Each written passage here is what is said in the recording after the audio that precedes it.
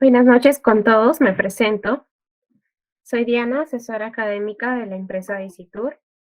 En esta oportunidad tengo el agrado de ser la moderadora para esta clase de lectura e interpretación de los planos de plantas, simbología, escalas y acotación en proyectos de arquitectura de viviendas y edificaciones comerciales. Somos Visitur, una empresa peruana que surge ante la necesidad de generar competencias técnicas mediante la impartición de conocimientos a personas del sector universitario y profesionalizante a nivel nacional en áreas como administración y gestión de empresas, seguridad, marketing digital y talento humano, aplicando normas y reglamentos nacionales e internacionales. Promovemos la excelencia e innovación de los procesos de gestión y programas de capacitación para que contribuyan al crecimiento y desarrollo sostenible de la actividad empresarial del país. El temario el día de hoy será 1. La normalización de los planos arquitectónicos. Escalas, formatos, rotulación y acotación. 2. Tipos de planta. Planta distribución, planta acotación, planta instalaciones y planta estructural. Y 3. Ejemplos de planos de viviendas y edificaciones comerciales. La ponente el día de hoy será la magíster en arquitectura, Verónica San Juan García. Magíster con título profesional en arquitectura por la ICSAF, Universidad Politécnica de Valencia, España. Tiene más de 10 años de experiencia profesional como arquitecta en proyectos de edificación, urbanismo, paisajismo y rehabilitación. Y también más de 10 años de experiencia como docente en centros privados en España y 3 años de experiencia docente universitaria en Perú. Ahora sí, daré paso a la ponente para que pueda comenzar con su explicación. Muy bien, muchas gracias. Buenas noches a todos. Bienvenidos a nuestra segunda ponencia vinculada a la lectura de planos arquitectónicos. Un gusto compartir con vosotros este rato. Comentaros que justo como comenzamos la semana pasada, todos los días vamos a hacer un breve comentario sobre el tema de la normalización de planos arquitectónicos, porque justo como comentaba el otro día, es la guinda, es decir, es el punto en el que realmente nos califica un poco como profesionales técnicos en este campo o simplemente como aficionados. Entonces, independientemente de que yo compare algunos planos que, como ya vimos el otro día, planos que están correctamente diseñados y planos que tienen algún tipo de error, porque siempre es importante tanto saber diseñarlos como cuando tenemos un plano en nuestras manos, saber leerlo sobre todo y saber si esa lectura de la persona que ha realizado ese plano es correcta o no. Y como digo, ese matiz nos lo va a dar siempre el tema de la normalización. La normalización tiene como intención unificar, estandarizar, internacionalizar todos los conceptos del dibujo técnico. Y justamente cogí esta imagen de la normalización del dibujo técnico para que entendamos que los planos arquitectónicos son una especificación dentro de este campo amplio que es el dibujo técnico y que incluye diferentes disciplinas. Incluye la disciplina arquitectónica, la disciplina también de ingeniería y la disciplina dentro de las distintas especificaciones de la ingeniería. Entonces, viene de una serie de normas que, como comenté un poco en general, comenzaron a darse justamente a partir de la Primera y la Segunda Guerra Mundial, sobre todo a partir de la Segunda, y que, aunque parezca un poco mentira, incluso es más bien un poco anecdótico, comienzan a adaptarse las normalizaciones a partir del Comité Alemán, a partir de 1940, con la intención de unificar reglas y ordenar, lógicamente, una serie de fenómenos. Estas normalizaciones, quiero que tengáis en cuenta que el concepto de normalización desde el punto de vista del dibujo técnico no solo es de una norma que guía y nos indica cómo tenemos que hacer determinados pasos, sino que el concepto de normalización, digamos, también nos enseña en todo este proceso. Entonces, sí que quiero hacer un pequeño matiz porque en otras ocasiones hemos trabajado con normas, por ejemplo, nosotros tenemos aquí en Perú una serie de normas que tenemos que seguir también a la hora de presentar, por ejemplo, nuestros trabajos, pero el concepto de normalización es más amplio porque insisto en que nos enseña un poco todos estos conceptos y procesos, ¿de acuerdo? Apareció justamente, como decía, a modo anecdótico en esta intención de hacerlo a partir de las armas, normalizar un poco las armas y permitió, por ejemplo, en esta época que se pudieran diseñar armas en una parte del mundo y construir esas armas en otra parte del mundo. Es decir, sin estos conceptos de normalización no podríamos tener empresas que venden ropa, por ejemplo, que se diseña en una parte del mundo y luego se vende en otras muchas. Por ejemplo, China no sería la superpotencia mundial que es hoy en día en función de estos términos. Ese es un poco en cuanto al concepto más amplio. La semana pasada estuvimos hablando del concepto de escala, había algunas dudas un poco añadidas a ellas, ya dije que justamente es un concepto con el que vamos a trabajar durante todas las sesiones en este curso, pero es importante tener en cuenta que una escala es una representación, es decir, una escala se trabaja sobre un papel, es decir, que vamos un poco al mismo concepto de formato que estuvimos trabajando la semana pasada. Quiero que entendáis también que aunque hoy en día prácticamente el 100% de los planos arquitectónicos trabajan con el AutoCAD, por ejemplo, o con otros programas relativos que nos permiten, con otros softwares que nos permiten dibujar.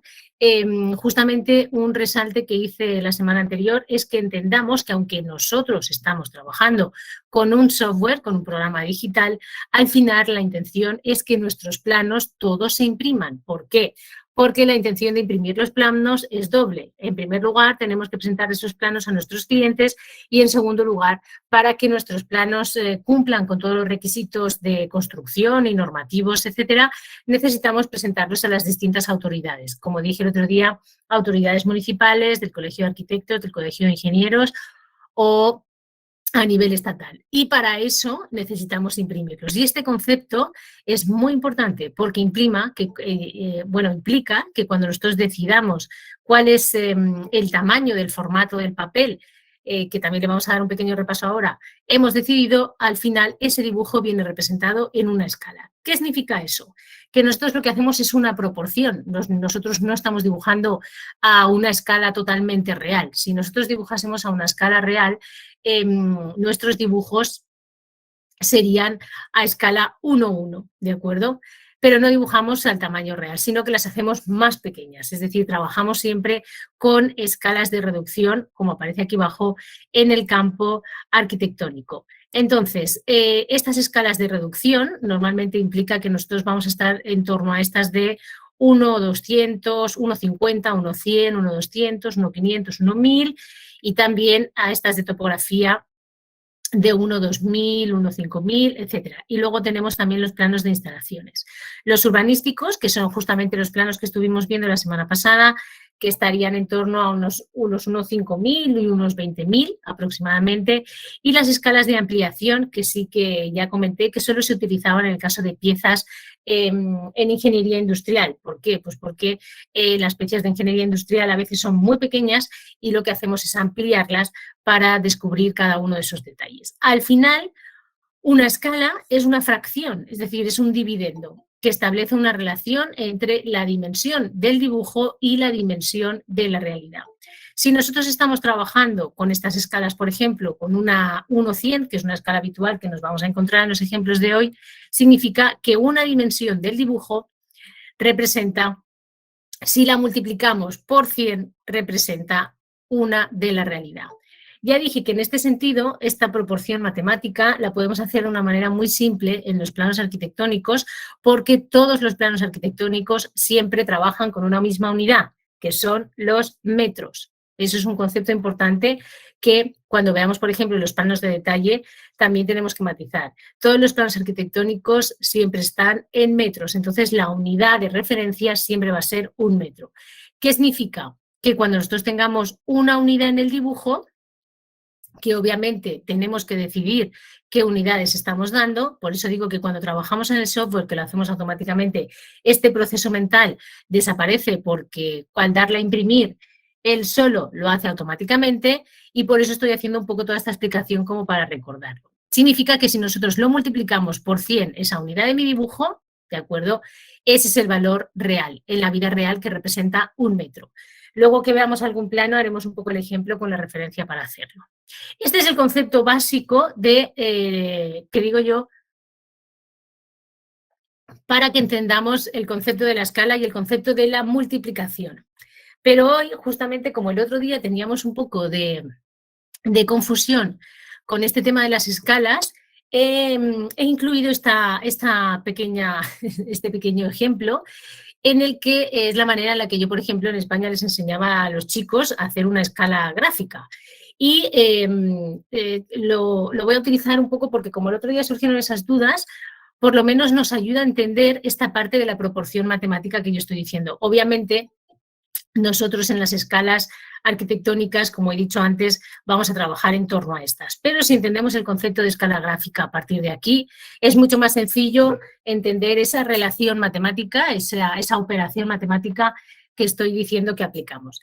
Mirad, vamos a suponer que tenemos esta escala, una escala 3/5, ¿de acuerdo? Yo siempre que hacía estos ejemplos en España, que los utilizábamos para piezas industriales, para planos arquitectónicos, etcétera, siempre les decía a los chicos que lo primero que teníamos que hacer es averiguar si esa escala que tenemos delante es de reducción o es de ampliación.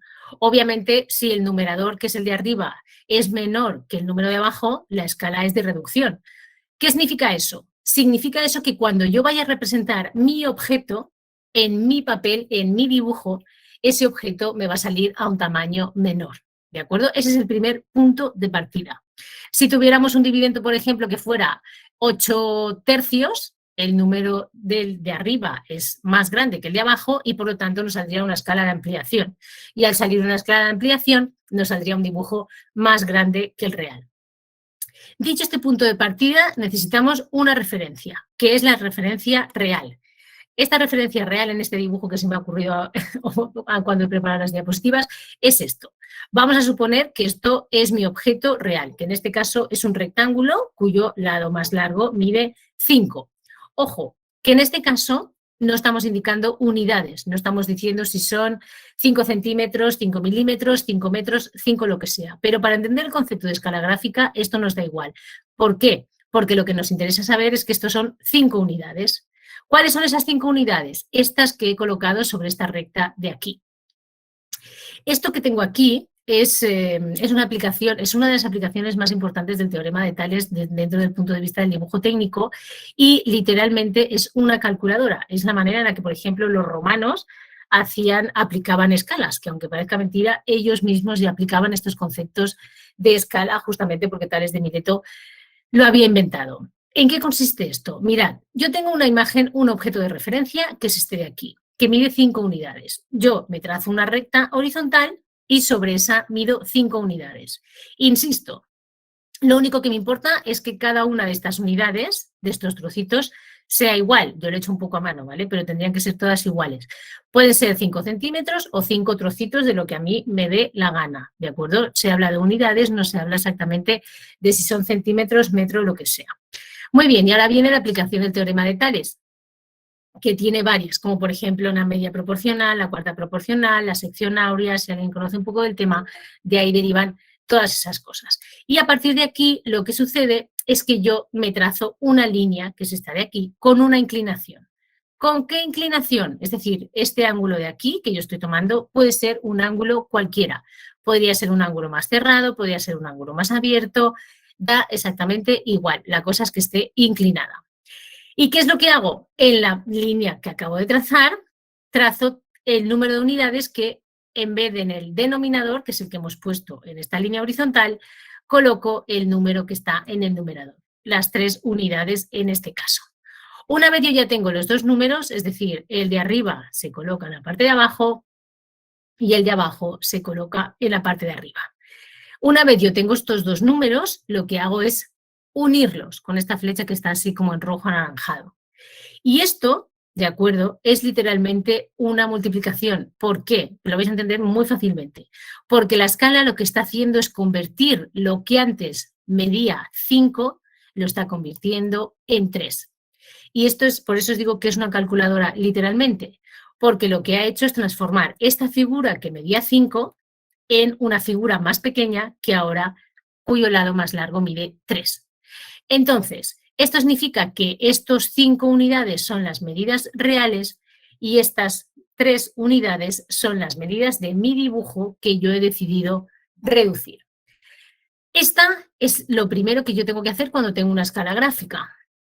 ¿Qué significaría eso? Que cualquier otra medida que yo tomase, vamos a suponer, por ejemplo, esta rojita de aquí, la medida real, vamos a suponer que es un 7, por ejemplo, tomo esta medida real o un 6,5, cualquier cosa, y lo que hago es trazar una línea paralela a esta roja que yo tengo aquí.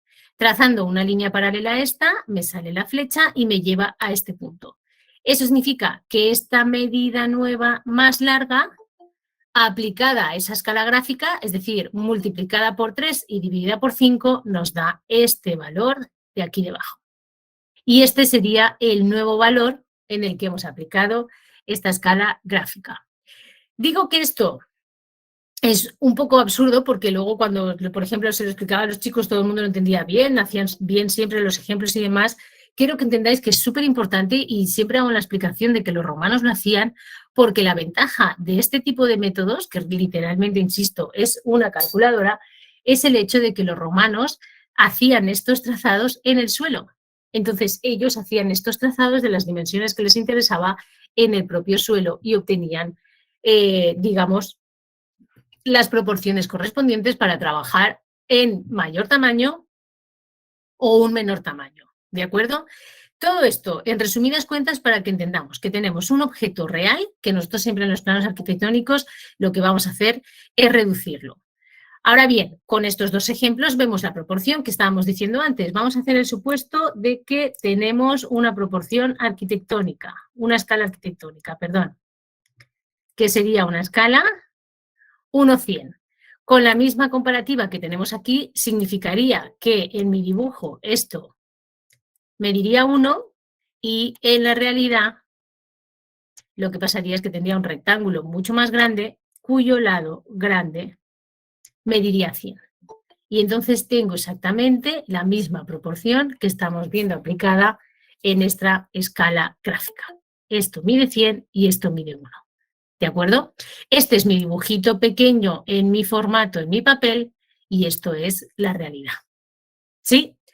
Bueno, creo que con esto, de todas maneras, yo igual en estos días, como cuando veamos los detalles constructivos y demás, seguiré buscando un poco las referencias y luego veremos si se ha generado alguna duda más con respecto a este tema. Sí, pero creo que más o menos es un tema que explicado de esta manera con la escala gráfica es mucho más sencillo de entender.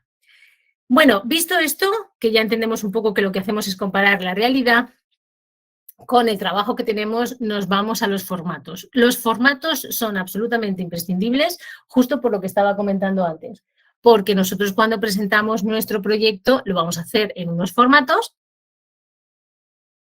y cada vez que decidamos el formato en el que lo hacemos, bien sea una 4, una 3, una 1, una 2 o una 0, que es el más grande de todos, ¿de acuerdo?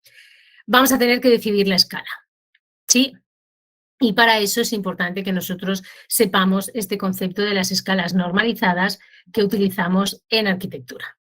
Bien, como comentamos la semana pasada de nuevo, tanto si trabajamos con un formato horizontal o si trabajamos con un formato vertical, el membrete siempre está en la parte inferior derecha y en el caso de que sea vertical igualmente en la parte inferior derecha y si no ocupará toda la parte inferior. Estas son características para que ahí se recojan el nombre del plano con el que estamos trabajando, el equipo que está haciendo ese plano y también ciertas características si tenemos que incluir algunas sobre alguna normativa y demás, como vamos a ver después, por ejemplo, en los planos de instalaciones. Bien, no podía dejar pasar hoy justamente el tema de la rotulación que vamos a ir viendo también un poco mejor a más detalle según vayamos acercándonos a los planos de detalle. Pero a lo que yo me refería el otro día es que justamente por el hecho de que nosotros utilicemos estos softwares, estos programas que nos permiten dibujar digitalmente, eso no implica que no tengamos en cuenta que todos los planos arquitectónicos vienen con una serie de líneas que se deben rotular y que tienen un sentido. Las líneas gruesas se utilizarán para contornos, para vistas, las líneas finas, vamos a verlas hoy, por ejemplo, en las líneas de cota, las líneas a mano alzada son para ciertos cortes de piezas industriales, por ejemplo. Las líneas gruesas de trazos para aristas ocultas, que es, por ejemplo, cuando nosotros vamos a proyectar una escalera. Las líneas finas de trazos también son para contornos ocultos y aristas ocultas. Va a depender si esta línea gruesa de trazos es una continuidad de una línea de un contorno de línea gruesa y la línea fina de trazos es de una línea fina específicamente. Y después tenemos las líneas finas de trazos y puntos, que son los que se utilizan en los ejes de simetría y ejes de revolución también, en las piezas industriales. Bien, la rotulación, insisto, igual, porque la rotulación hago siempre este apéndice, porque desgraciadamente muchas veces cuando los alumnos que tengo en las universidades de arquitectura van a rotular sus planos, sus rotulaciones son un verdadero desastre. Claro, nosotros antes cuando empezábamos a trabajar, cuando empezamos todavía a trabajar los planos a mano, nos enseñaban a rotular porque si no, no podíamos entregar los planos. Ya luego, en pocos años, cambió al tema del software. Lo que quiero decir es que hay una serie de convenciones para los tamaños de las mayúsculas, las separaciones de las palabras, etcétera. No es que hoy en día tendríamos que aprender a rotular. Si estudiásemos diseño gráfico, pues sí que tendríamos que aprender a rotular, pero en estos casos nosotros lo único que tenemos que tener en cuenta es una cosa súper importante y es que a la hora de imprimir nuestros planos, todas nuestras letras tienen que ser legibles a la escala a la que lo estamos haciendo, ¿de acuerdo? ¿Qué significa eso? Que cuando nosotros vayamos a imprimirlos en función del tamaño en el que hayamos decidido hacerlo, todo este bloque de títulos tiene que ser absolutamente legible. Y ojo, que como vamos a ver hoy, no solo este bloque de títulos, sino todas las letras que yo tenga incluidas dentro del plano. Mirad una cosa, muchas veces cuando se imprimen los planos no se le da importancia a este aspecto de la rotulación, pero, por ejemplo, en España el Colegio de Arquitectos no es que sea más, iba a decir, más estricto, realmente es que es más estricto. Si tú presentas un plano y no está bien rotulado, literalmente te lo devuelven, es decir, no te lo aceptan ni lo abren.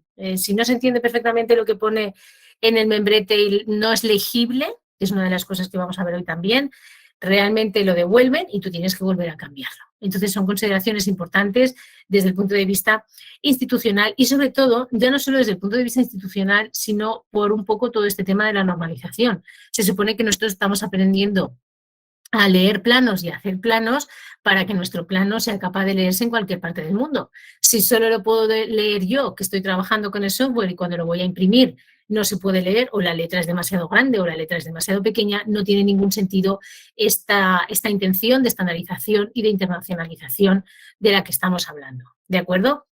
Bien, igualmente dentro de esta parte de normalización, el tema de la acotación, que insisto, también está normalizado. Por ahora lo más importante de la acotación, hay diversos métodos, diversas maneras de acotar, solo que es importante tener en cuenta algunas de las que pone aquí. Por ejemplo, siempre se debe acotar solo las partes de una pieza, o en este caso la parte de una edificación, que sean estrictamente necesarias para su ejecución, ¿de acuerdo? Solo se acotan las partes de una pieza o las partes de un plano, solo se acotan una vez. Nunca una cota debe duplicarse, jamás, ¿de acuerdo? Las cotas deben colocarse en la vista que resulten más claras, es decir, por ejemplo, nosotros estamos leyendo estas dos cotas, el número de las dos cotas en la parte izquierda. No tendría sentido, por ejemplo, y a veces pasa, que el 14 esté, por ejemplo, volteado hacia abajo, que esté al revés, que lo tengamos que leer en una posición que no sea cómoda para nuestra vista.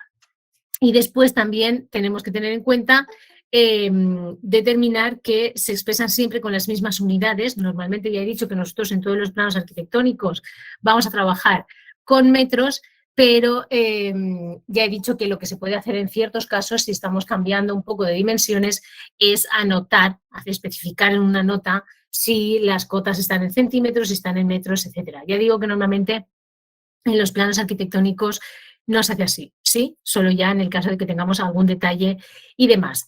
Luego, ¿qué pasa? Que hay una serie de convenciones generalizadas, como ya estuvimos viendo la semana pasada, en los planos industriales, por ejemplo, cuando tenemos dimensiones de orificios cilíndricos, nunca se acota así de una distancia de un punto a otro, sino que se acota con radios o diámetros para especificar realmente que se trata de un cilindro.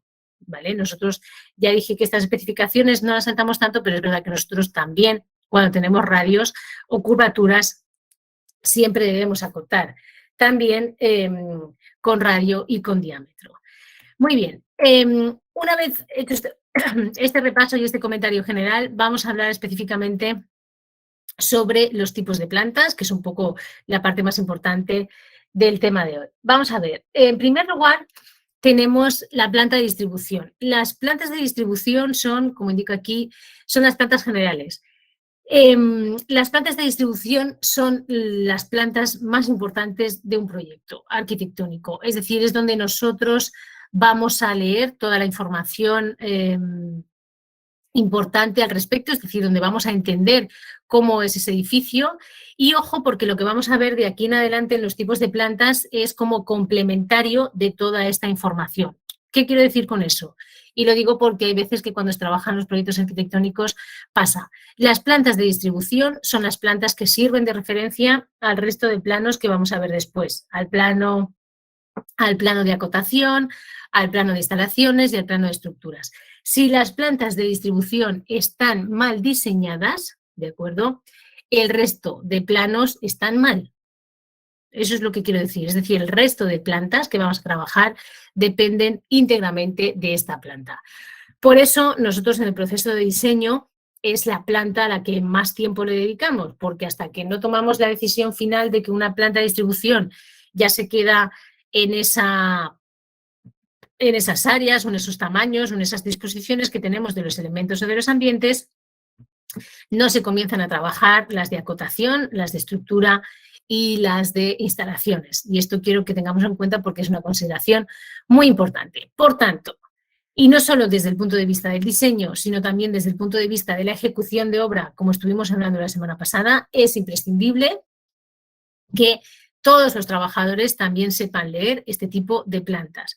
Veremos después que hay veces que en las plantas estructurales y en las plantas de instalaciones tenemos especificaciones técnicas que, como ya dije el otro día, no siempre tiene que saber un operario y que para eso estamos nosotros en obra también, para transferir esa información. Pero sí es importante que nos aseguremos de que todos los operarios saben leer las plantas de distribución, porque si no van a diseñar mal la propia ejecución. Del mismo modo, nos tendremos que asegurar también de que lo sepan. Caso de que no sea así, lo que tendremos que hacer es echarles una mano, informarles de la ubicación de los elementos, ¿de acuerdo? Bien, justo en este tipo de cosas es súper importante el tema del grosor de las líneas, del trazado de las líneas, para que de un golpe de vista se entiendan bien los elementos arquitectónicos o algunos sombreados determinantes, como vamos a ver ahora después en los tipos de planos. Estas plantas de distribución tenemos que tener siempre una serie de consideraciones que son las que anotamos aquí. En primer lugar, la orientación del norte en cada plano. Esto se tiene que cumplir en todos los tipos de plantas. Es decir, lo haremos primero en esta porque es la que primera está, pero después se tiene que dar en todas las plantas. Normalmente, ya dije el otro día también que el norte lo que hacemos es ubicarlo en la posición norte, que sería lo ideal, es decir, que ahí tengamos el norte.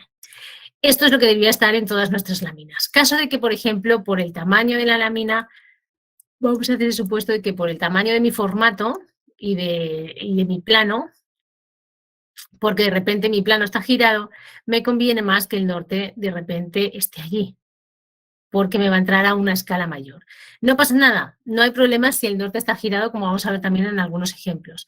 Pero esto tenemos que encontrar esta información en todos los planos, ¿de acuerdo? Siempre. Es decir, puede estar girado, orientado un poco ligeramente, pero una vez lo hacemos tenemos que asegurarnos de que lo tenemos en todas las plantas que estemos trabajando. ¿Sí? Bien, de ahí... Siempre, otra cosa importante es que realicemos siempre un plano por cada nivel edificado.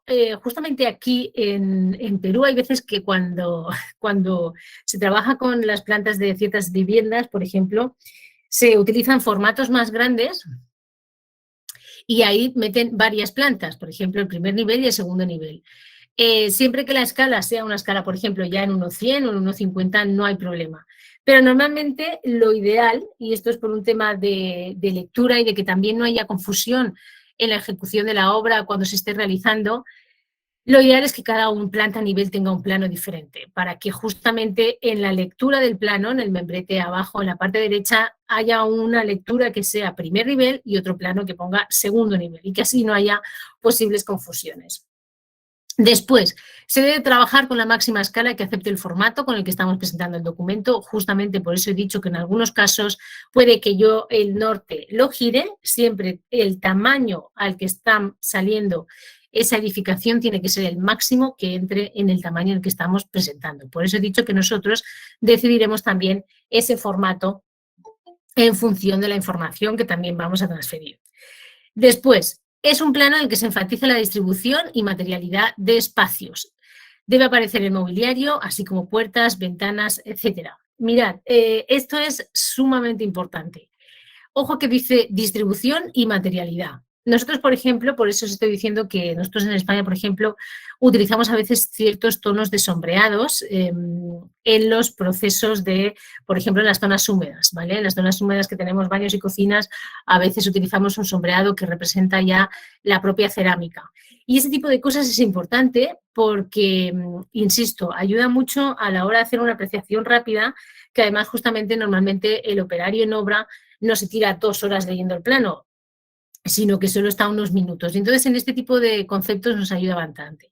Hay una cosa que es importante. El mobiliario es importante con respecto a ciertas especificaciones. Obviamente es importante porque tenemos un plano de distribución en el que estamos vendiendo los ambientes que hemos diseñado con el mobiliario que hemos diseñado. Pero ojo, que no es el elemento más importante de la distribución, sino que el elemento más importante de la distribución es justamente la distribución de los tabiques, de los muros interiores y de los cerramientos exteriores. Por eso, en todos estos muros debe de aparecer perfectamente diseñado, es decir, debe de aparecer bien dibujado cómo son las puertas y cómo son las ventanas. ¿Sí? Obviamente los que hagan la primera parte de la obra solo van a hacer los huecos, pero esos huecos tienen que estar perfectamente delimitados y perfectamente trabajados, porque si no, luego no nos va a entrar la puerta que hayamos pensado o de repente la ventana que hayamos pensado. ¿Sí? Así que siempre es más importante los elementos de las cargas permanentes, los elementos arquitectónicos que no se van a mover en el resto de la vida útil, que los que sí se pueden mover. De ahí el concepto de mobiliario. Este punto es importante.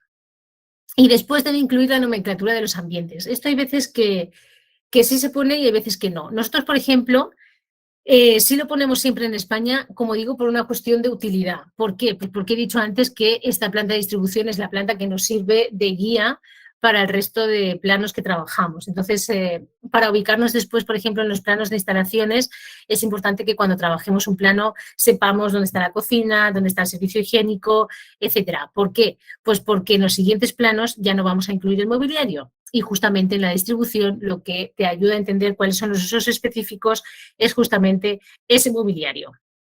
Justo con esa nomenclatura de los ambientes, nosotros, por ejemplo, podemos estar haciendo el plano de saneamiento y sabemos perfectamente dónde tenemos ciertos elementos. Y esto lo digo porque es súper importante, sobre todo en el tema de sanitarias y saneamiento, porque a veces se cometen ciertos errores de colocar una bajante justamente en medio de 2 habitaciones cuando no debería estar ahí, por ejemplo, y debería estar colocado más cerca de las zonas húmedas, etcétera, etcétera.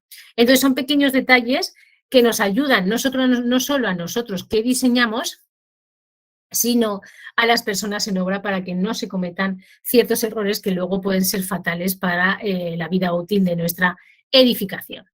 Bien, aquí tenemos, por ejemplo, un plano de distribución. Veis, si os dais cuenta, justo con la referencia que estaba haciendo antes de las zonas húmedas, esta es un poco la referencia que decía. Veis que hay un pequeño sombreado de esta cuadrícula que aparece en gris. Ojo que tiene que aparecer en otro color.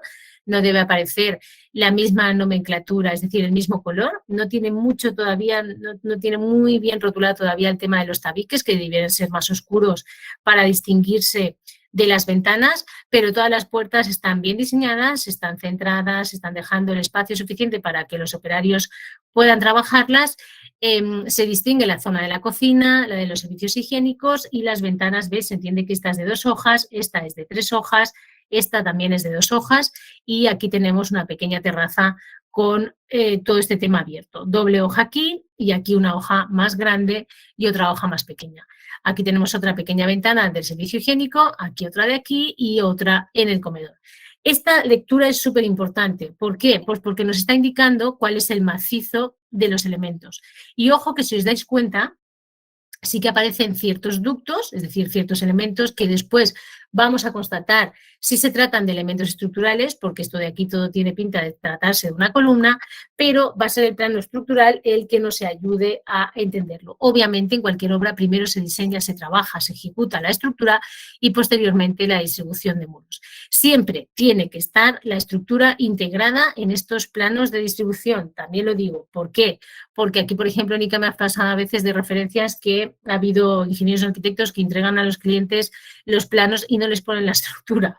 Y entonces eso es una fatalidad. Es como, no sé, es como ir al médico y que en vez de darte una medicina te dé otra cosa que no es una medicina. No tiene sentido. Es decir, no tiene ningún sentido trabajar un plano arquitectónico sin la estructura. Cierto es que he dicho que esta distribución nos sirve de referencia para el resto de planos, pero nunca a un cliente le tenemos que entregar un plano de distribución sin que hayamos previamente nosotros trabajado aparte la estructura, ¿de acuerdo? De hecho, cuando veamos un poco todos esos planos específicos, estructurales y demás, veremos que hemos de decidir primero cuál es un poco la estructura general para que nos ayuden las distribuciones y digamos que si varía algo de la estructura, ayudar a variar esa distribución y viceversa. Si varía algo de la distribución, ver si tenemos que variar algo de la estructura. Pero bueno, este es un ejemplo que no estaría mal, por lo menos tenemos la marcación de las zonas húmedas, tenemos la zona obligatoria también de closets, de armarios en las habitaciones y se ha incluido una habitación matrimonial y 2 habitaciones dobles, que en realidad seguramente será de una persona, y en el espacio sirviente que queda se añade siempre un pequeño escritorio y demás. La sala está un poco pequeña, la mesa cumple ahí justito con los espacios y la cocina sí tiene esta pequeña zona para sentarse y demás. Sí, este sería un poco el comentario con respecto a esta. Como digo, el trazado, las líneas de estas de aquí, pim, pim, pim, que son justo las de la tabiquería interior, todas estas, ¿veis? Donde salen, entran, tendrían que estar rotuladas con un mayor grosor para que se evidencie que son las que están marcando los límites espaciales entre unos y otros, ¿de acuerdo? Pero no está mal como referencia. Después tenemos la planta de acotación. Las plantas de acotación, justamente al igual, ese es el segundo plano que se trabaja una vez se ha decidido la distribución, esa distribución se acota. Las plantas de acotación ofrecen la información de todos los elementos constructivos, escaleras, tabiques de distribución, tanto interior como exterior, ventanas, puertas, cerramientos, etc. ¿Qué pasa? Que se acota todo lo que se tiene que construir y esto es una cosa que quiero que quede muy claro. Entonces, hay una cuestión que hay que tener en cuenta. El mobiliario no se construye, entonces los mobiliarios no se acotan jamás, ¿de acuerdo? Por eso se indica aquí que las plantas de acotación ofrecen la información de todos estos elementos constructivos, ¿de acuerdo? Es importante tener esto en cuenta y después hay que tener en cuenta las siguientes consideraciones como hemos visto antes. Las líneas de cotas nunca deben cruzarse. Veremos que realmente hay una posición en la que sí se cruzan, pero lo que tenemos que evitar es que se cruce el numeral, el dígito con el que estamos trabajando. El numeral debe ser legible a la escala en la que se imprime. Este es un concepto que, como ya he resaltado antes, es súper importante. No se puede trabajar con planos de acotación si no se pueden leer bien los numerales o si el numeral es muy grande y entonces no se aprecia bien el término de las tabiquerías, etcétera. ¿Por qué? Pues porque nosotros estamos ofreciendo información de los elementos constructivos. Por lo tanto, tengo que leer perfectamente ese elemento constructivo y la dimensión de ese elemento constructivo. Ese es el objetivo de las plantas de acotación. Igualmente se debe trabajar con la máxima escala que acepte el formato que estamos presentando el documento y debemos presentar tanto cotas interiores como exteriores. Y justamente aquí voy a hacer un pequeño comentario con respecto a una de las cosas que estuvimos viendo la semana pasada. Porque si os acordáis, nosotros en el plano de ubicación, que ya trabajamos sobre el lote en el que vamos a construir, dije que una de las cosas que debía incluir ese plano de ubicación eran las cotas de las dimensiones de nuestro terreno para encajar la edificación. Justamente una de las cosas importantes de incluir estas cotas exteriores es que podamos comparar estas cotas exteriores con ese plano de ubicación. ¿Por qué? Pues porque pasa bastantes veces que la persona que ha hecho ese plano de ubicación no es la misma que la persona que va a hacer esta planta de acotación. Y en esa diferencia, ya os digo yo, que a veces puede haber sorpresas, que de repente mi cota exterior sea más grande que la cota que tengo en la planta de ubicación, o justamente que sea al revés, que mi planta de ubicación sea muy grande y que mis cotas sean como muy pequeñas. Ojo que esto que estoy comentando pasa más veces de lo que puede parecer. Así que es importante acotar tanto interior como exterior para asegurarnos de que esas cotas son coincidentes, es decir, que tienen sentido, que me va a entrar perfectamente esa edificación en esa parcela y en ese terreno que tengo. En este caso tenemos una acotación interior. Fijaos que en este caso no se ha decidido hacer ese sombreado en las zonas húmedas, pero sí se ha decidido, sí está bien ejecutado el tema de la plumilla de la tabiquería. Si os dais cuenta, el grosor de estos elementos es mayor y además tiene un pequeño sombreado, un pequeño achurado que lo distingue. Esto es importante porque en este tipo de planos, como digo, lo que nos interesa son los elementos constructivos. ¿Qué vamos a construir? Vamos a construir la caja de escalera, estos pequeños espacios con estas pequeñas ventanas, este muro, aquí sí que hay un pilar, una columna, todo este muro con su ventana, este muro con la ventana del baño, este muro de la habitación con su ventana y este pequeño muro con este espacio de aquí que parece ser un ascensor. Eso significa que es una de esas viviendas que tiene un ascensor interno que llega justo hasta la planta de la edificación. ¿De acuerdo? Entonces, es importante, porque como veis la lectura es diferente. Ahora, ¿qué es lo que sí que nos vamos a encontrar siempre? Que os decía, claro, nosotros vamos a tener espacios rectangulares. Me voy al dormitorio, por ejemplo, que es uno de los sencillos. Fijaos, he dicho que no se crucen líneas de cota, pero cuando nosotros estemos en un espacio, por ejemplo, rectangular, siempre vamos a tener una cota horizontal y una cota vertical. Estas son las únicas cotas que se permiten cruzar. Y ojo, que lo que no se permite es que el número de esa cota coincida justo con el número en el que está la otra cota. Entonces ahí tenemos que tener cuidados a veces en la manera en la que ponemos las cotas, los lugares en que lo hacemos para que no se confundan, porque si no, aunque cada una tenga una dirección, si se solapan no se entiende bien. Este plano está bien acotado, se entienden bien todas las dimensiones, están encajadas y entendemos perfectamente cuáles son las dimensiones generales y las dimensiones específicas. Igualmente con el tema de la escalera está acotada toda la caja de escalera y digamos, el espacio destinado a tener la escalera en esa posición. ¿De acuerdo? Estos puntos son algunos de los de referencia. Como veis en el comedor tenemos varias cotas que se cruzan, pero como he indicado, solo se trataría siempre de cotas verticales y horizontales. ¿De acuerdo? Es la única permisividad que tenemos en ese sentido. Bien, vamos a seguir ahora después de ver esos planos de acotación. Como he dicho, aquí solo hay unos pequeños ejemplos, luego vamos a ver unos ejemplos específicos, como ya hemos trabajado el otro día, para ver también errores y aciertos y desaciertos, vamos a decir así, de esa manera un poco mejor. Luego tenemos las plantas de estructuras. Como estaba comentando ahora en este momento, antes estaba diciendo que el plano de distribución es el que nos sirve de referencia y de ahí trabajamos el de estructuras. Claro, hay un momento inicial en el que nosotros realizamos el diseño y justamente en ese momento inicial que trabajamos el diseño estamos trabajando en paralelo, más bien mentalmente y físicamente, con la planta de estructuras y con la planta de distribución. ¿Por qué?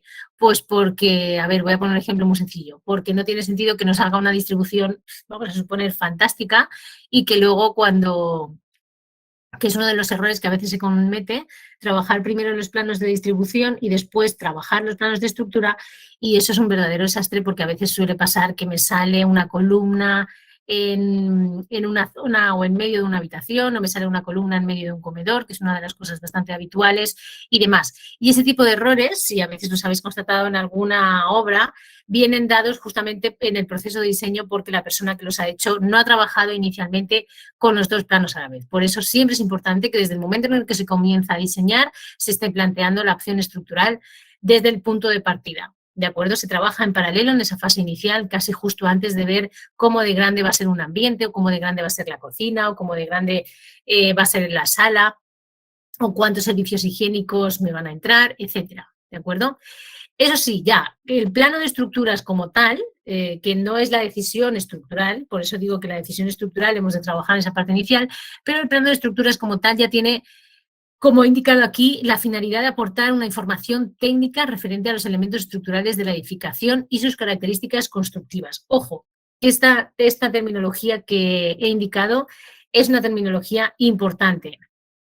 No solo debemos de saber leer y reconocer los elementos estructurales, sino que la parte importante justamente de la información de este tipo de plantas es que se van a construir. Entonces, esto es absolutamente determinante. Por lo tanto, deben incluirse las plantas de cimentación, de cuál es la cimentación, si vamos a trabajar con zapata aislada, zapata corrida, etcétera, y la estructura general por nivel. Ojo, así como sus detalles constructivos. Y justamente en esta parte de detalles constructivos es donde también voy a incluir que se incluya la materialidad de los mismos elementos estructurales. No es lo mismo que yo trabaje con una estructura metálica, por ejemplo, que trabaje con una estructura de concreto armado o que trabaje con una estructura de albañilería confinada.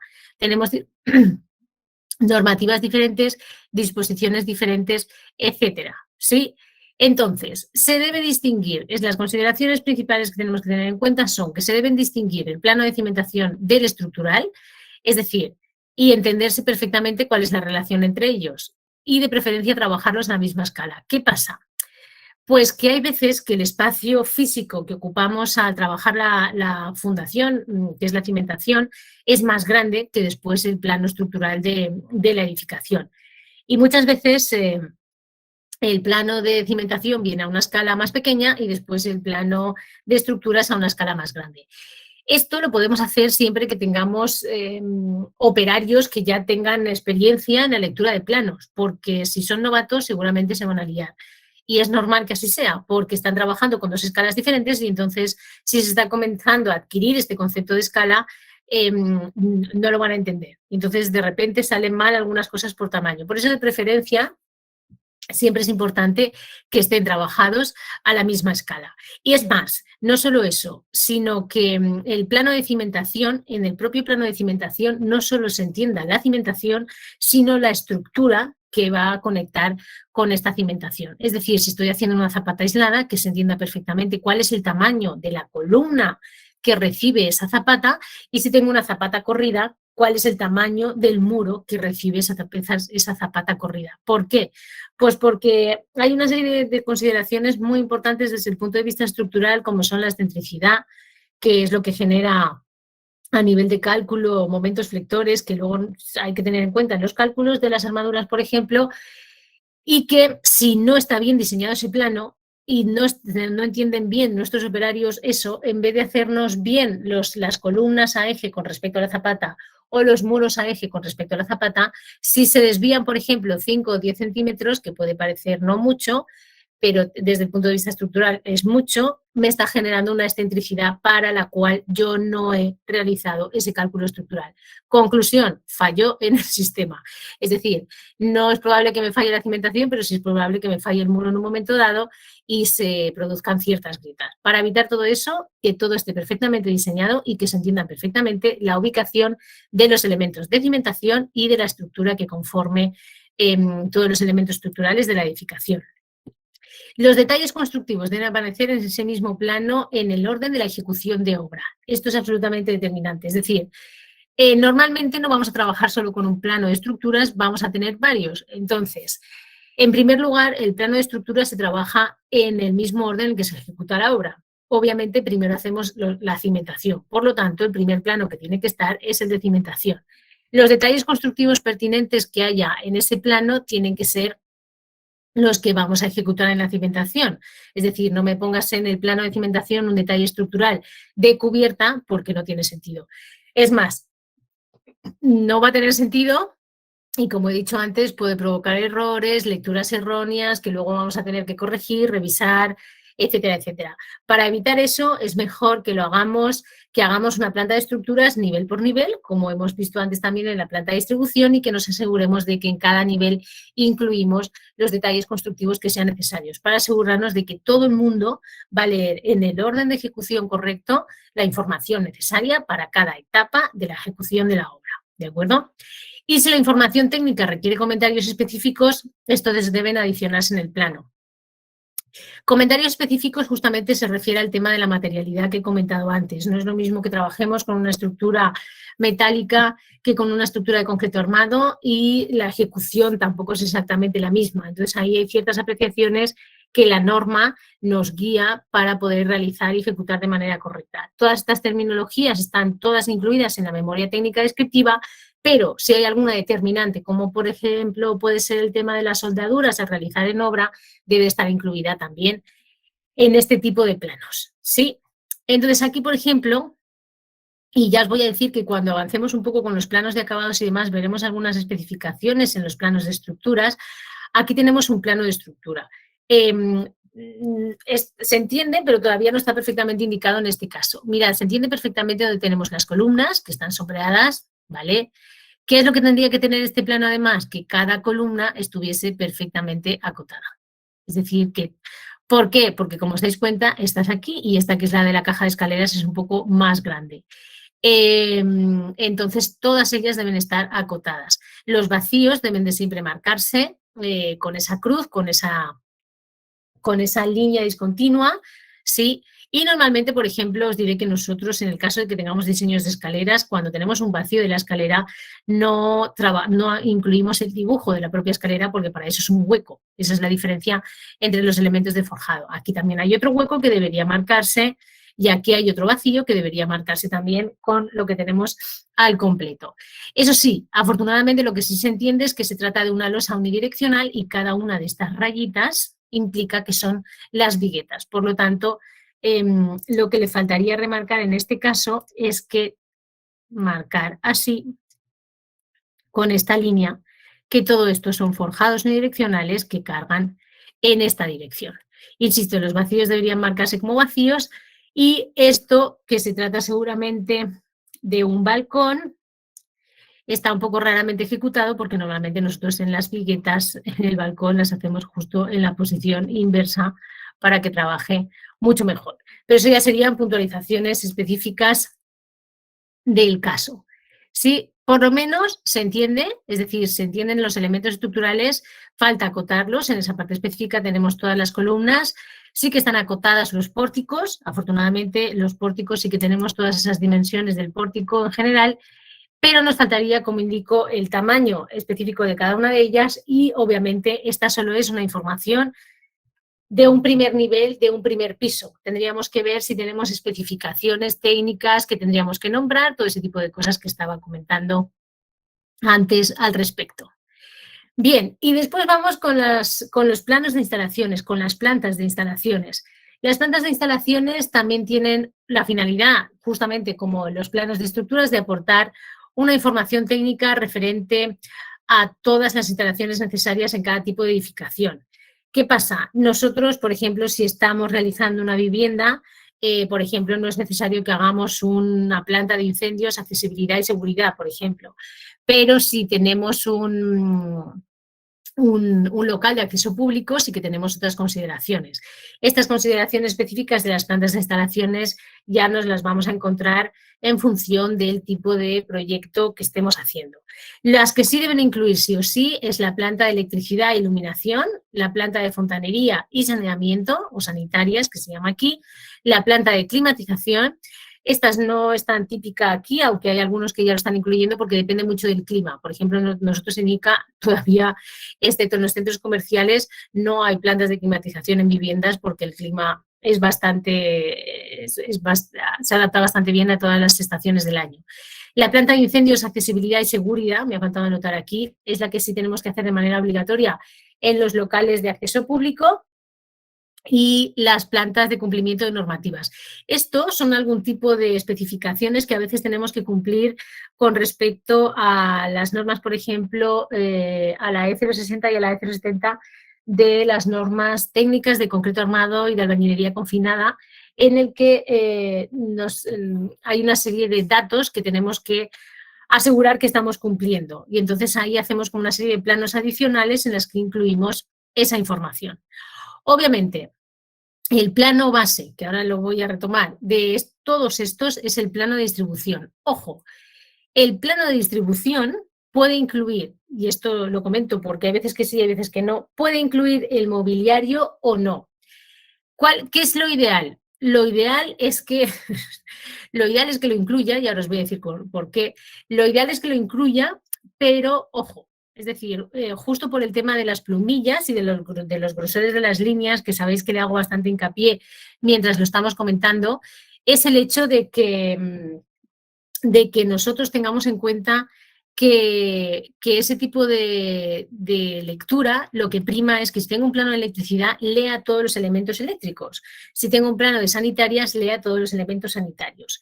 Y si tengo una planta de climatización, lea los elementos de climatización. ¿Qué pasa? Que muchas veces sobrecargar los planos, como he dicho antes cuando estábamos hablando de los temas de la acotación, implica que no hagamos una lectura excesivamente correcta, ¿de acuerdo? Y nos liemos. ¿Qué pasa? Por eso nosotros justamente en España en este tipo de cosas sí aplicamos un poco lo del tema del mobiliario, pero el mobiliario lo introducimos como una capa inferior en tonos de grises. ¿Para qué? Para que aparezcan en los tonos ya negros toda la información específica a la electricidad y la iluminación.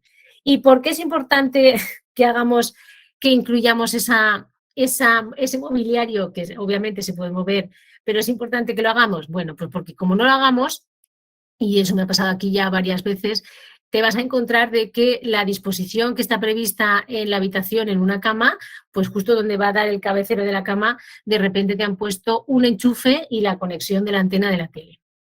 Entonces, claro, cuando pongas el cabezal de la cama, el enchufe y la conexión del televisor va a quedar justo detrás de tu cabezal. Y si no, lo que tienes que hacer es pasar un cable o cambiar la distribución de la zona de la cama, etcétera. Lo mismo sucede, por ejemplo, en las salas y en los comedores. Normalmente nosotros damos una opción de dónde están ubicados los muebles para sentarse, los sofás, y ahí se adaptan cuáles son las tomas de corriente y demás para conectarlo y la toma de televisión. Obviamente después se puede cambiar, lo único que pasa es que si cambiamos eso, pues vamos a tener que tirar de cables. Para evitar ese tipo de consideraciones, y en fontanería, por ejemplo, es igual, porque la fontanería y la electricidad en los cuartos de baño es imprescindible que sepamos dónde van ubicados el inodoro, el lavabo, etcétera, para colocar las tomas de corriente. Es más, aquí la norma no es tan estricta, pero nosotros en España no podemos tener una toma de corriente a menos de 1 metro de distancia de la ducha, por ejemplo, porque es absolutamente peligroso contra un corte eléctrico, pero aquí, por ejemplo, hay veces que el enchufe de la rapiducha está casi dentro de la propia ducha y entonces eso es de un peligro humano importante. Pequeños detalles como estos, a veces nos los ahorramos si incluimos en esos tonos grises ese mobiliario, ¿de acuerdo? Para que después no haya discordancias con respecto a este tipo de cosas que estoy comentando. Aquí, por ejemplo, tenemos un plano general completo de cómo es la vivienda. En este caso, sí que se incluye la nomenclatura de la habitación, que es lo que yo os estaba diciendo antes, que sí que seguimos esa nomenclatura de los ambientes para que sepamos cuáles son los usos, en este caso es de sanitarias. Está trabajado todo el tema de las sanitarias por debajo de la escalera, la cocina, ¿de acuerdo? Están todos los niveles y están los detalles específicos sobre cómo es la cisterna, cómo es el elemento del pozo de la cisterna elevada y del pozo que se trabaja en la parte inferior, y después tenemos los elementos de las alturas y disposiciones de los inodoros y los lavabos que también tienen que estar. Las válvulas principales que tendríamos en la vivienda, y nosotros también en Perú específicamente tenemos una nomenclatura específica con los cálculos, las llaves que utilizamos, etcétera. Sí, ahí tenemos cada país tiene su especificación un poco con respecto a este sentido. Muy bien, vamos entonces a ver ahora los ejemplos de las plantas para viviendas y centros comerciales. Decir que en realidad no he anotado ejemplos específicos de lo que son planos de climatización y demás, porque cuando hagamos un poco la parte de las otras sesiones, quiero especificar también en los temas de acabados y demás algunas de las cosas que estaba diciendo ahora, ciertos detalles que tenemos que tener en cuenta o consideración sobre la ubicación de esos elementos en determinados ambientes. ¿Sí? Bien, como dije el otro día, esto es un poco el esquema general de lo que tenemos. Este era el referente de la semana pasada, pero vamos en membrete. Este es similar, en el que tenemos aquí los elementos, el número de lámina, quién hace el proyecto, quién lo firma, quiénes son los propietarios y las escalas. Vamos a ver ahora los ejemplos. Mirad, aquí tenemos un plano de distribución de vivienda que, aunque está un poco pixelizado, lo he elegido justamente por el tema gráfico. Muchas veces, y esto ha pasado en Europa tanto como pasa aquí, pero creo que también es un concepto de modas, muchas veces habréis visto que en las inmobiliarias o según quien nos venda ciertos proyectos arquitectónicos se utilizan los colores, es decir, se utilizan los colores de pavimentos, los colores del mobiliario, aparece el color también de la planta que te están poniendo en la entrada, etcétera, etcétera. La verdad es que nosotros arquitectónicamente, por lo menos nosotros en España, no somos muy partidarios de este tipo de colores. ¿Qué pasa? Que según los expertos en ventas dicen que las ventas son un poco mejor, van a funcionar un poco mejor cuando tienen cierto colorido. Desde el punto de vista técnico o profesional, lo importante de una edificación es que funcione bien y que los clientes entiendan perfectamente cómo funciona. Por eso, como os decía, nosotros utilizamos ciertos sombreados. Es decir, si os dais cuenta, este es un primer nivel y un segundo nivel y se entiende perfectamente cuál es la distribución. Se entienden los espacios exteriores, se entienden los espacios interiores, está bien trabajado el tema de las líneas, además está sombreado cuál es el tema de los tabiques, que es una de las cosas importantes, sobre todo a la hora de hacerle llegar al cliente, ciertos elementos plegables que se utilizan y después se utiliza un ligero sombreado en el fondo con el mobiliario y lo que hace es resaltar un poco el espacio que queda libre alrededor del mobiliario. Si os dais cuenta antes que hemos visto unos planos de distribución, os he dicho que ese salón y ese espacio de sala quedaba muy pequeño. Si os dais cuenta en la mesa es de 6 personas igual y está alrededor con un espacio mucho mayor y tiene un espacio dedicado al fondo con la zona de los sofás y se ubica también el televisor. Ahora, ¿por qué es importante entonces que en este plano de viviendas tuviéramos en cuenta este mobiliario para el tema de la iluminación? Bueno, pues porque aquí es donde tiene que estar la conexión del televisor. Si ponemos la conexión del televisor en otro sitio, mal negocio porque entonces ya no va a funcionar. Aquí hay un espacio abierto, este es un pequeño patio interior que tiene la edificación, aquí está la escalera, se accede por la parte superior de la escalera y tenemos la zona de habitaciones. Y se entiende perfectamente que esto es un espacio exterior, que además hay una piscinita, y aquí hay un árbol, aquí hay otro árbol y aquí hay otro árbol. Es un poco a veces difícil de entender un poco lo del árbol con el círculo, pero bueno. Y se entiende además en el plano del segundo nivel que esta línea de aquí representa el espacio del techo de la primera. ¿De acuerdo? Son pequeñas lecturas que es importante ir matizando. Pero, sobre todo, con respecto a lo que he dicho, destacable de la parte inicial, que son los elementos constructivos. Se entienden perfectamente los elementos constructivos, el tamaño de las puertas, de las ventanas, los espacios abiertos, etcétera. Bien, aquí tenemos ya un plano de acotación completo, en el que además también tenemos alzados y demás. Nosotros, por eso os digo que a veces, según el tamaño, dicen ya, en la escala 1-100, por ejemplo, me cabe todo, ¿de acuerdo? Si os dais cuenta, antes hemos visto uno también, tenemos el norte girado, justamente el norte viene en esta dirección, pero como he dicho antes, no hay inconveniente, en este caso siempre que se indique, pero eso sí siempre debe ser igual. Mirad, a veces, muchas veces cuando se presentan los planos, como os decía antes, hay profesionales que deciden utilizar un formato más grande para incluir más información. Nosotros no, yo no soy partidaria en ese sentido de eso. Creo que la información, como he dicho antes, distribución y cotas, uno por nivel, ¿de acuerdo? Máximo serían las plantas si me entran los 2 niveles o 3 edificatorios que tengo. Nunca compartido en este caso. ¿Por qué? Pues porque lo primero que hacemos cuando estamos en obras es el replanteo de los elementos constructivos y para eso me interesan estas cotas, ¿de acuerdo? Después, una vez hecho el replanteamiento de estos elementos, es cuando yo me fijo en cuál es la altura de esos elementos. Entonces, son 2 procesos distintos y siempre que impliquemos 2 procesos distintos, lo debemos hacer en lecturas de planos independientes. Obviamente aquí, además, se marcan los niveles, se están marcados los ejes de las estructuras, que es importante tener en cuenta, pero sí que destaco una cosa. Como ya he dicho al principio, nosotros primero vamos a hacer la estructura y después vamos a hacer la acotación de los elementos constructivos. Por lo tanto, en este tipo de planos, este plano tiene todas las plumillas del mismo color. De hecho, aquí sale toda una zona en negro que no tiene sentido, no está bien trabajado la representación gráfica. Si nosotros ya hemos diseñado la estructura o tenemos un plano estructural, el tema de la estructura debería estar en un tono de un gris y deberían estar estas cotas generales y las cotas interiores que no se aprecian en otro tono más oscuro. Son pequeños detalles que hemos de tener en cuenta. Justo un poco tenemos aquí otro buen ejemplo con respecto a eso. Mirad, Se ha trabajado, aquí se trabaja el tema del mobiliario, se trabaja el tema de un fondo sobre el suelo que nos permite ver cuáles son las dimensiones y los espacios libres que tenemos en vivienda. Además, tenemos proyectadas también las luminarias y tenemos las consideraciones de los espacios que hay alrededor. Y se ha trabajado la cota, tanto interior como la cota exterior, principalmente en este caso, con un tono de color diferente.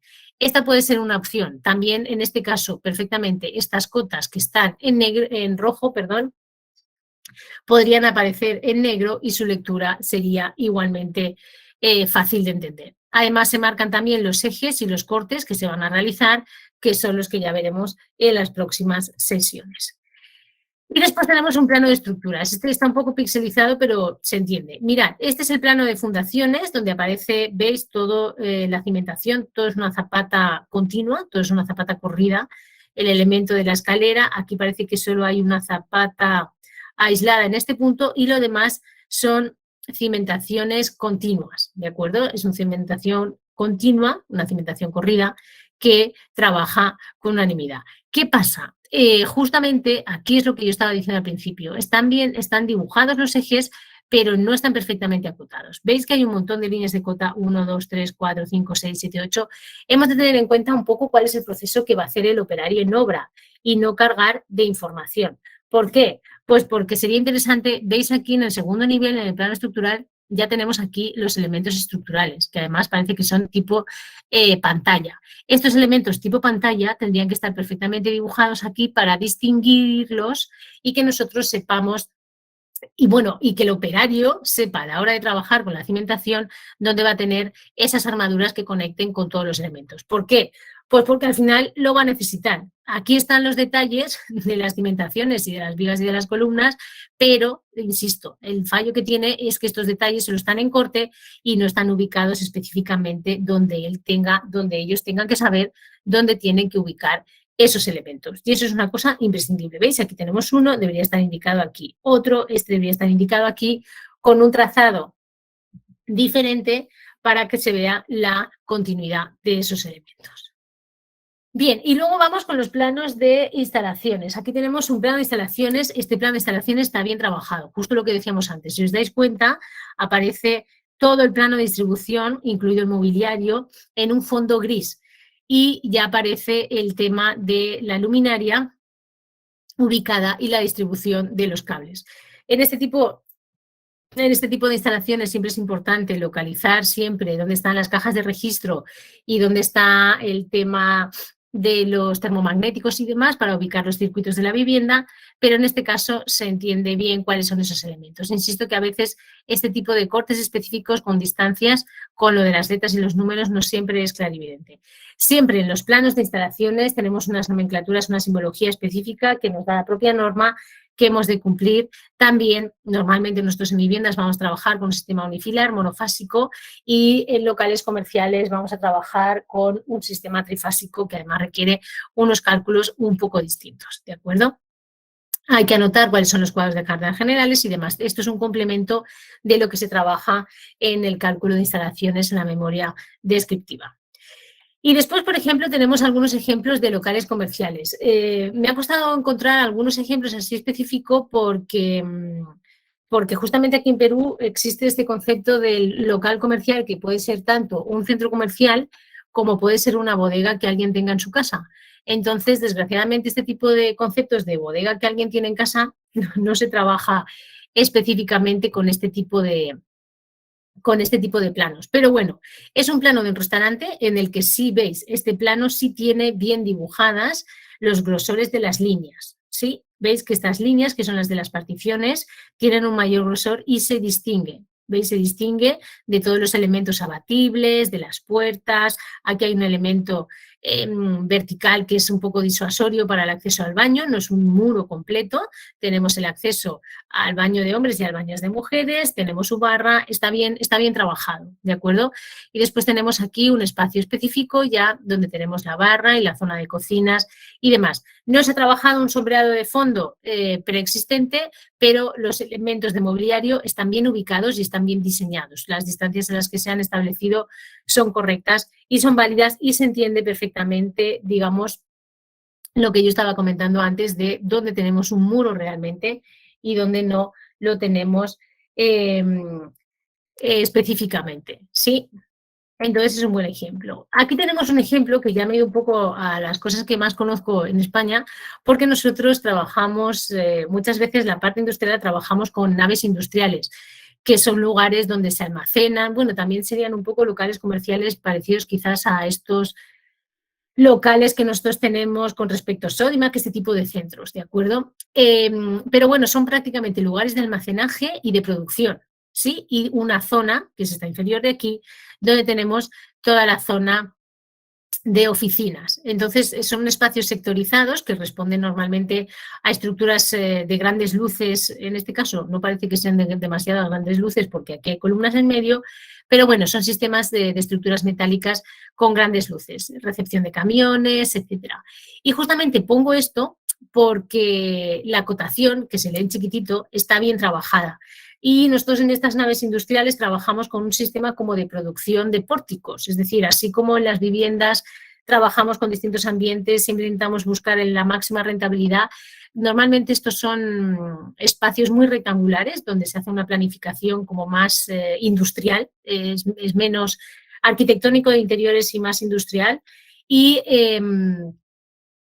se trabaja un poco desde un punto de vista de la eficacia máxima del espacio en la producción. Mira, aquí tenemos un elemento de corte y pelado, después de deshidratado, después de embalado, producto terminado, almacenamiento, etcétera. Y como digo, una parte siempre de oficinas y de, obviamente, vestuarios y demás para todos los trabajadores en este sentido. Obviamente, mira, aquí en el interior tenemos columnas, lo que implica que no hay un desplazamiento de grandes maquinarias, porque luego sí que tenemos otro tipo de espacios donde tenemos maquinaria en el interior y entonces dejamos esos espacios libres, trabajamos con estructuras de grandes luces. Es lo mismo trabajar con estructuras metálicas de grandes luces, de pequeñas luces, solo que las de grandes luces tienen un mayor costo, porque estructuralmente son un poco diferentes. Y justo este concepto de planos de estructuras me sirve para que entendamos esto. ¿Veis? Estos son un poco esas estructuras de grandes luces que cubren toda esta luz total y solo en la parte delantera y en la parte trasera, con las luces de San Andrés, por el tema de las cargas de viento y en este caso también para Perú por el tema sísmico. ¿Veis? Aquí tenemos también otras luces de San Andrés en los laterales. Trabajamos con estos elementos. Y aquí sí que en este tipo de naves industriales, que además casi siempre son metálicas, sí que trabajamos con planos estructurales. Si es pequeña, podemos incluir la parte de los alzados y sobre todo de la sección.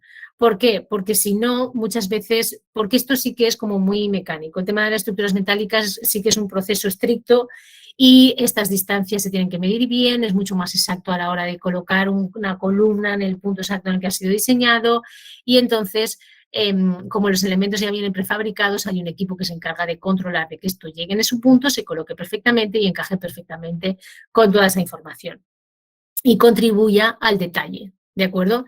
Entonces, no es lo mismo que hacer una ejecución de concreto armado, por ejemplo, que vamos trabajando parte por parte. Aquí primero se trabaja la cimentación y una vez la cimentación está hecha, es como montar una especie de puzzle para que nos entendamos. Por eso la eficiencia es diferente. De aquí tendríamos otro ejemplo de este ya es el plano de iluminaciones, tenemos un pequeño espacio nada más y aquí veis en este caso se ha utilizado demasiado el color de una manera que no es correcta. En este caso sí es importante, este es otro restaurante, pero es mejor trabajar los matices, como habíamos dicho antes, con el tema de lo que es ese sombreado en gris en la parte de profundidad para que resalte simplemente el tema de la iluminación y del alumbrado. Y con esto sería un poco toda la información del día de hoy. Pasaríamos ahora a nuestro espacio de dudas y consultas. Gracias. Bien, como ya les explicó la ponente, esto se va a abrir un espacio de dudas y consultas. Pueden escribirlo a través del chat o pueden levantar su mano para darles permiso para hablar.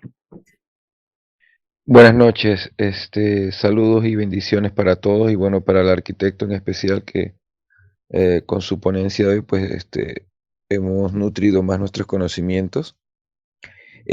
Tengo una duda en toda la charla, en toda la enseñanza de hoy, se habló pues de los grosores, de los Ujú. tipos de línea, de las diferentes maneras en que tenemos que expresar cada parte de un plano, pero como estamos hablando de lectura e interpretación y se habló en un principio en la clase de la semana pasada de normas, ¿existe una norma específica que diga qué tipo de grosores debemos usar? ¿Cómo se llama la norma? ¿Existe una manera de buscarla para uno tener esa norma a la mano y estudiarla con más detalle? Mira, tienes razón, cuanto a lo de los grosores, las únicas disposiciones generales un poco que existen son esas que yo he puesto al principio, de que normalmente las líneas más gruesas son las de las aristas, ¿de acuerdo? Y las de las líneas más finas son las que ya no determinan los elementos constructivos. A ver, ¿sabes qué pasa? No hay una norma específica y te voy a decir por qué. Porque justamente yo cada vez que estoy hablando de lo que son el tema de los grosores y todo este tipo de conceptos, hago alusión al formato en el que vamos a imprimir y la escala a la que lo vamos a hacer. Entonces, ¿qué significa? Que aunque nosotros, de hecho, seguramente en algún documento podrás encontrar, lo que sí puedes encontrar en algún documento, pero no normativo, en algún documento general, es que, por ejemplo, para los planos de viviendas que, por ejemplo, podemos trabajar con escalas de 1 en 100, esas líneas, el grosor de esas líneas de aristas, por ejemplo, sea de 2 milímetros, ¿de acuerdo? De 0,2 centímetros o de 0,25, que es lo que nosotros a veces resaltamos. Por ejemplo, en los cortes trabajamos con un 0,30, pero eso, por ejemplo, se especifica para una escala normalizada, como es esta que te estoy diciendo de 1 a 100. Si yo estoy haciendo un plano de detalle y lo estoy haciendo a 1,20 y a 1,50, esos grosores tienen que ser un poco mayores. Y si estoy trabajando con escalas un poco mayores, como 1,200 y 1,300, el grosor tiene que ser un poco más pequeño porque si no, no se va a leer.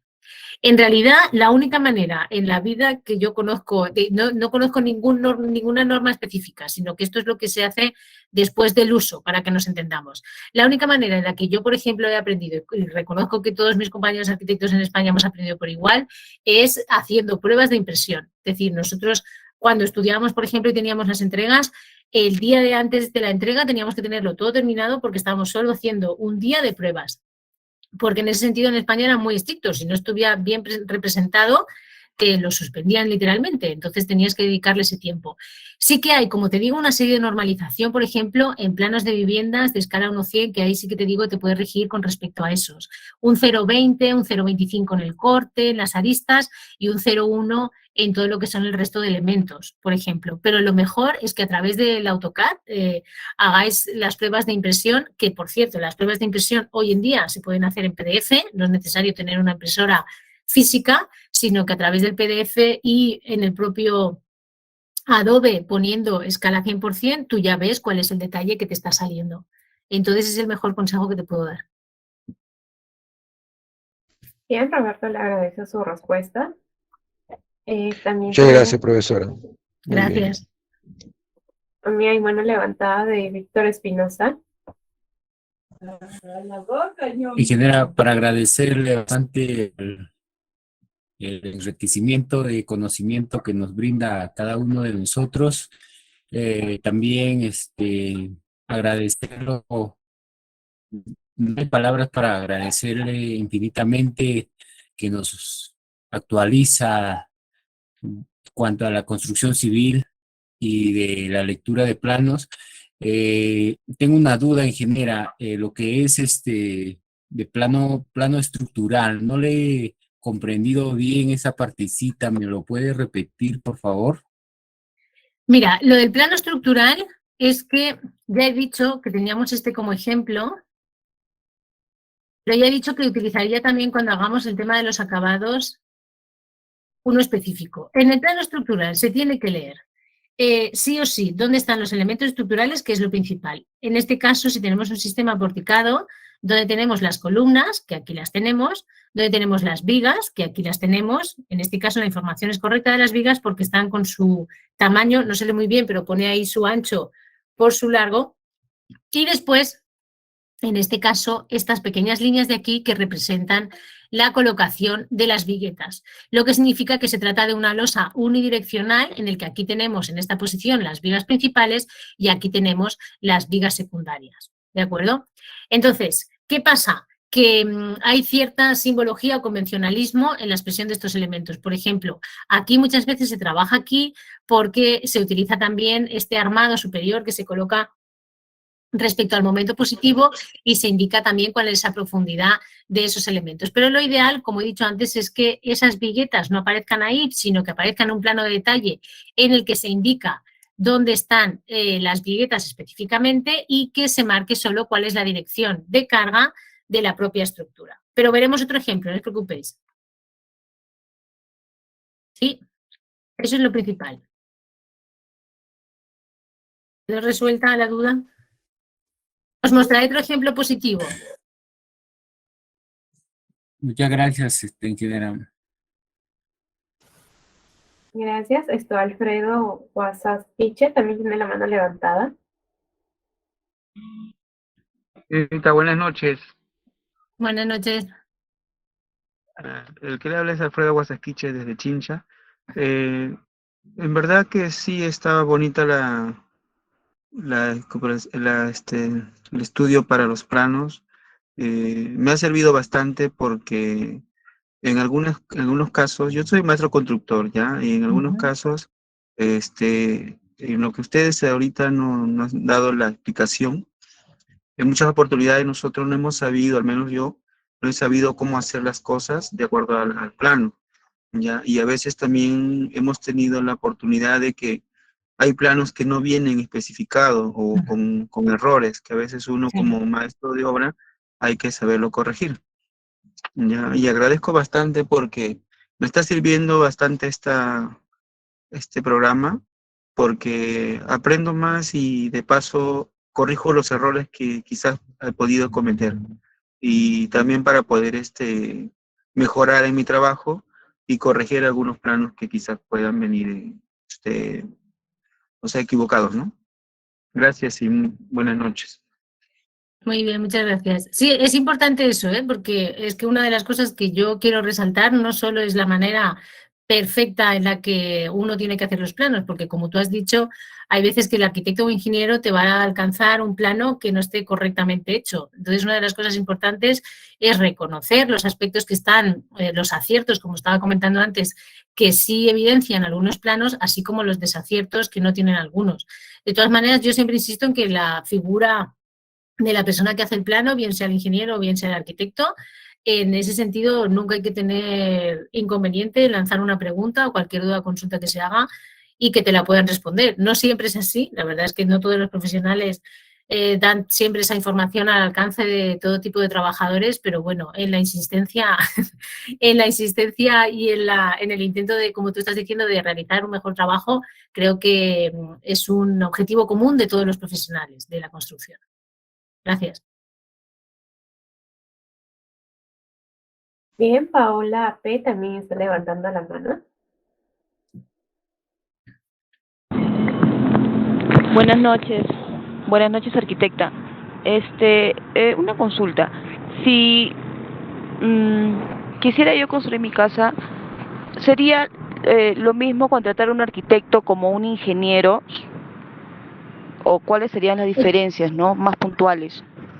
Las diferencias se refieren al aspecto profesional que cada uno cumple. En Perú, ya comenté el otro día que nosotros los arquitectos tenemos una finalidad, que es la parte de la distribución normalmente y de los aspectos quizás también de todo lo que es el tema de trabajar en paralelo el tema de la iluminación y demás, y la parte del ingeniero civil normalmente es la que está más encadenada al tema, por ejemplo, de las estructuras y de los métodos constructivos.